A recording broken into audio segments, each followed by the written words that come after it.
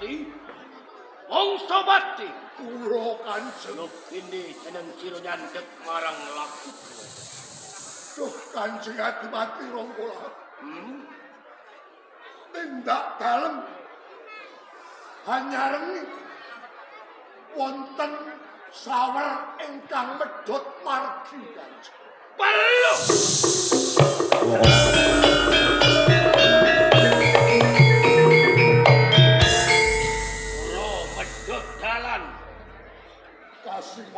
Kaya mapak lakune Longgolawe.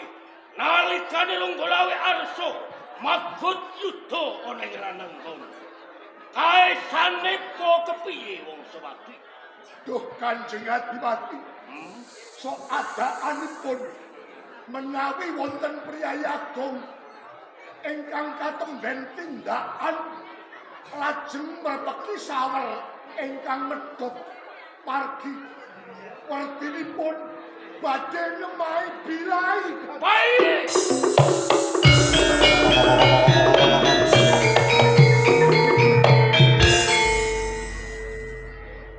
Prajurit wis duwe sumpah.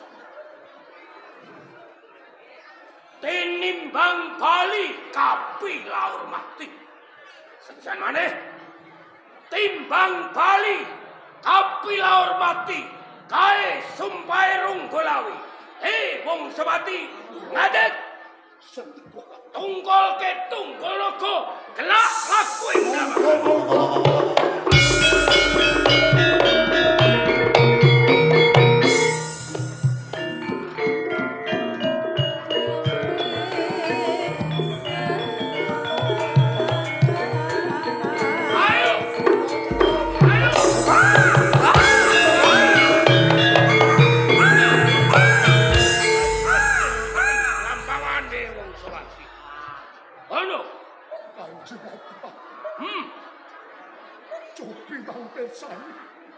wonten ing ngarsa panjenengan tindak dalem hanyarengi wonten peksi gagak ingkang sesamberan wonten ingkang koso.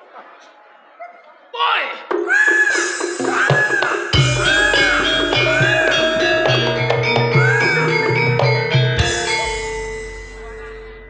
Peksi gagak sesamberan Kaya ngawi-awi marang aku Wongso Bati.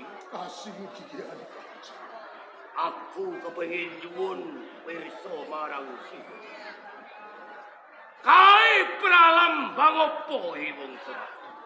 Kanjeng Adipati Ranggolawe. Menawi wonten Adipati Narpati Naligraga ingkang katemben tindakan lajeng kapapak peksi gagak sesamberan wonten ingkang koso. Pasemonipun badhe nemahi bebaya Kanjeng. Lambang Bati.